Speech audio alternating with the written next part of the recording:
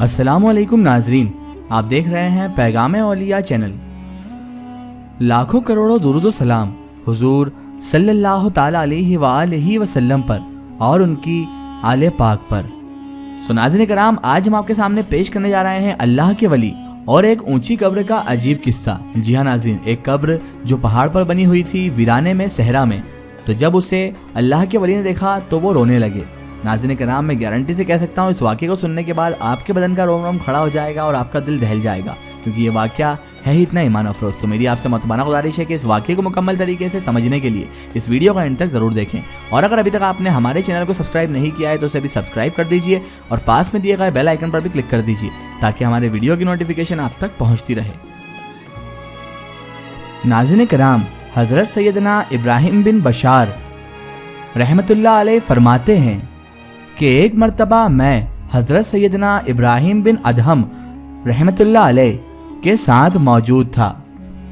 मैं उनके हमरा ही सफ़र पर था और हम दोनों एक तवील सफ़र पर निकले थे। हम एक सहरा में पहुँचे। हम अभी रास्ते में ही थे। रास्ते में हमें एक ऊंची कब्र दिखी तो अचानक हज़रत सैयदना इब्राहिम बिन अदहम रहमतुल्लाह अलैह उस ऊंची कब्र को देखकर रोने लग गए।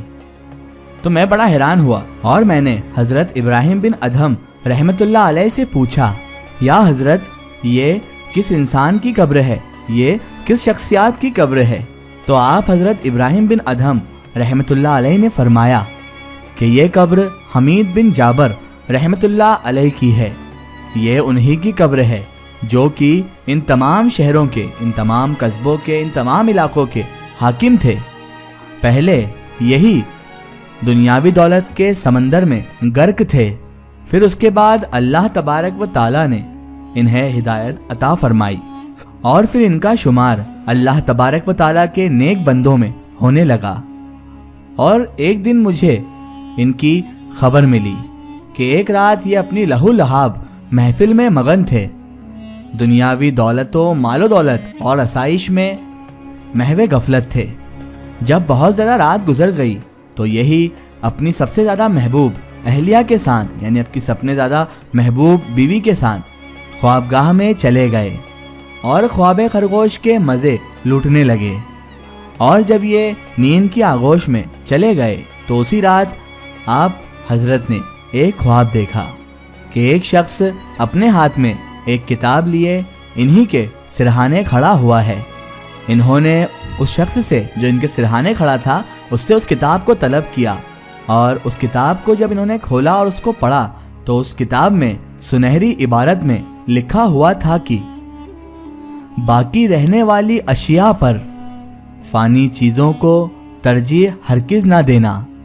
अपनी शोहरत, अपनी ताकत, अपनी बादशाही, अपने खुद्दाम और अपनी नफसानी ख्वाहिशात से हरगिज़ धोखा ना खाना और अपने आप को इस दुनिया में ताकतवर ना समझ, क्योंकि असल ताकतवर ज़ात तो वो है कि जो मादूम ना हो और असल बादशाही तो वो है जिसे कभी ज़वाल ना हो।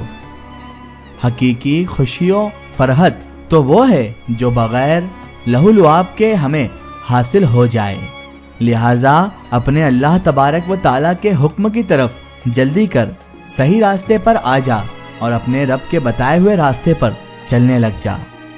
बेशक अल्लाह तबारक व ताला इरशाद फरमाता है, तर्जुमा, और दौड़ो अपने रब की बख्शिश और ऐसी जन्नत की तरफ जिसकी चौड़ान में सब आसमानों ज़मीन आ जाएं, जो परहेजगारों के लिए तैयार कर रखी है।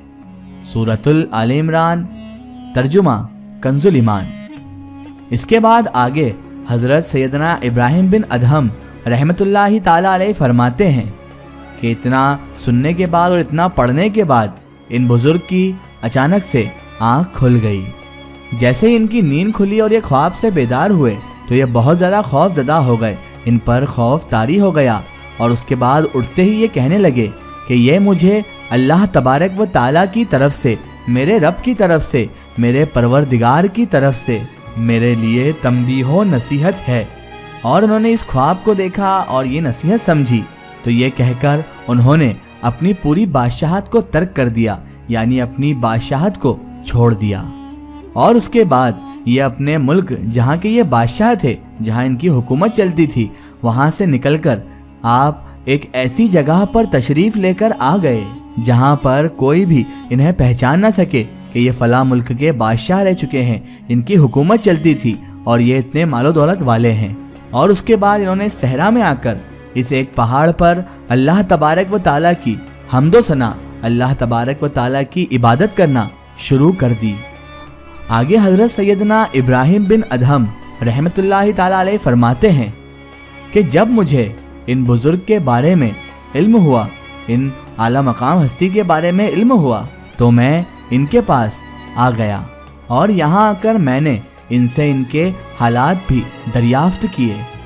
جب میں ان کے پاس آیا تو میں نے پوچھا کہ حضرت آپ نے کس طرح یہاں پر سکونیت اختیار کی، آپ یہاں پر کس طرح آئے؟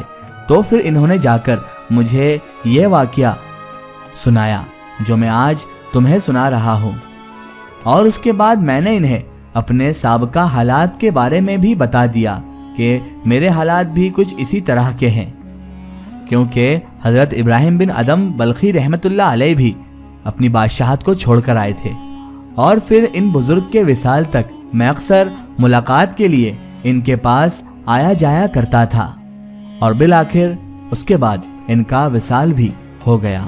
اور اسی پہاڑی پر جہاں آپ رحمت اللہ علیہ عبادت و ریاضت کرتے تھے، اللہ تبارک و تعالیٰ کی حمد و ثنا کرتے تھے، اسی پہاڑی پر آپ کو مدفون بھی کیا گیا اور یہیں پر آپ کی قبر مبارک بھی بنا دی گئی، اور یہ انہی کی قبر ہے۔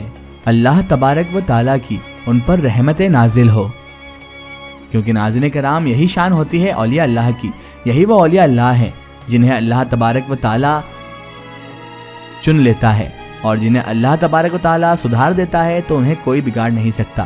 لاکھ شیطان اپنی پوری کوششیں کر لے، لیکن جسے اللہ تبارک و تعالیٰ ہدایت دینے پر آ جائے اسے پھر کوئی بھی گمراہ نہیں کر سکتا۔ جیسا کہ اس واقعے میں ہوا، یہ بزرگ تھے جو پہلے بادشاہ تھے اور بڑے ہی عیش و عشرت کی زندگی گزارتے تھے، لیکن اللہ تبارک و تعالیٰ نے جب انہیں ہدایت دینا چاہی اور انہوں نے جب اللہ تبارک و تعالیٰ کی نصیحت کو سمجھ لیا تو یہ ایسے سدھرے کہ یہ ولی اللہ بن گئے، انہوں نے اپنی بادشاہت کو ترک کر دیا۔ ناظرین کرام، یہ ایک بہت بڑی مثال ہے آج کے لوگوں کے لیے۔ آج کا انسان اب تھوڑی سی دولت پر اتنا غرور کرتا ہے، اتنا اتراتا ہے اور اتنا گھمنڈ کرنے لگ جاتا ہے، لیکن پہلے کے جو بادشاہ تھے وہ بھی اتنے سمجھدار اور اتنے دانشمند تھے کہ اگر اللہ تبارک و تعالیٰ کی طرف سے ان کو اشارہ مل جایا کرتا تھا تو وہ اپنی بادشاہت کی بادشاہت ترک کر دیا کرتے تھے، جیسا کہ اس واقعے میں ہوا۔ اور ناظرین کرام، جو واقعہ حضرت ابراہیم بن ادہم بلخی رحمۃ اللہ علیہ نے سنایا، تو حضرت ابراہیم بن ادہم بلخی رحمۃ اللہ علیہ کا واقعہ بھی کچھ اسی طرح ہے۔ انہوں نے بھی اللہ تبارک و تعالیٰ کی طرف سے ایک اشارہ ملتے ہی اپنی بادشاہت کو ترک کر دیا تھا اور ایک غار میں جا کر عبادت و ریاضت میں لگ گئے تھے۔ اسی لیے جب انہوں نے ان بزرگ کی قبر دیکھی تو وہ رو پڑے۔ اللہ اللہ، کیا مقام ہے اولیاء اللہ کا۔ ایک ضروری اطلاع، اگر آپ بھی کسی بزرگ یا اولیاء اللہ کا واقعہ ہمارے چینل سے شیئر کروانا چاہتے ہیں اور آپ چاہتے ہیں کہ ہم ان بزرگ کا واقعہ، کرامات یا کوئی معلومات پیش کریں، تو آپ ہمیں کمنٹ میں ان کے بارے میں بتا سکتے ہیں، اور ہمارے فیس بک پیج پر آپ ہم سے کانٹیکٹ بھی کر سکتے ہیں۔ فیس بک پیج پیغام اولیاء کو لائک کریں اور اس پر ہم سے جڑیں۔ اللہ تبارک و تعالیٰ سے یہی دعا ہے کہ اللہ تعالیٰ رسول خدا صلی اللہ تعالیٰ علیہ وسلم کے صدقے طفیل ہمیں تمام انبیاء کرام، تمام اولیاء کرام سے محبت کرنے کی اور ان کا ادب و تعظیم کرنے کی توفیق عطا فرمائے، اور ہمیں ہر برے کام، ہر برے اعمال سے ہمیشہ بچائے رکھے، اور صراط المستقیم کی راہ پر چلنے کی توفیق عطا فرمائے، آمین یا رب العالمین۔ سو ناظرین، آپ کو یہ ویڈیو کیسی لگی ہمیں کمنٹ میں ضرور بتائیں، اور ہمارے چینل کو سبسکرائب کرنا نہ بھولیں۔